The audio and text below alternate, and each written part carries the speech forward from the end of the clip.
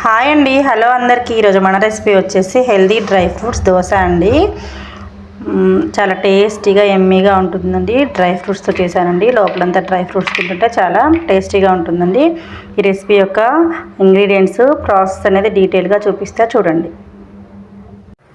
Okay అండి, మన dry fruits dosa కోసం 1 కప్పు గోధుమ పిండి తీసుకున్నానండి. 3/4 కప్పు బెల్లం వేసి, కొంచెం ఇలాచీ పౌడర్, కొంచెం సాల్ట్ వేసి ఈ దోశ కన్సిస్టెన్సీ వచ్చే వరకు నీట్గా కలిపేసుకోవాలండి.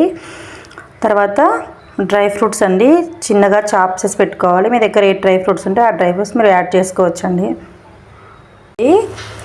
మనం ప్యాన్ పెట్టేసుకొని దోశ వేసేసి దానిపైన డ్రై ఫ్రూట్స్ వేసుకున్నానండి.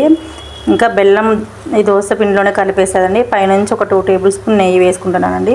పిల్లలకైతే చాలా హెల్దీ అండి, మంచి టేస్టీగా ఉంటుంది. హెల్దీగా ఉంటారు పిల్లలు కూడా.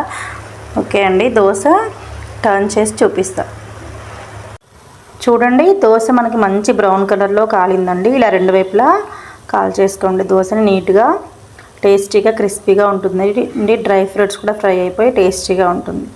ఫ్రూట్స్ దోశ అయితే రెడీ అయిపోయిందండి. తింటుంటే స్వీట్గా, లోపలంతా డ్రై ఫ్రూట్స్తో సూపర్ టేస్టీగా ఉంటుందండి. ఎమ్మీగా టేస్టీగా ఎంజాయ్ చేయొచ్చండి. చాలా బాగుంటుంది. ఇలాంటి మరిన్ని హెల్తీ రెసిపీస్ కోసం మన ఛానల్ని సబ్స్క్రైబ్ చేయండి. మీ ఫ్రెండ్స్ అండ్ ఫ్యామిలీకి ఈ రెసిపీని షేర్ చేయండి. ఒక లైక్ చేయండి. Thank you for watching.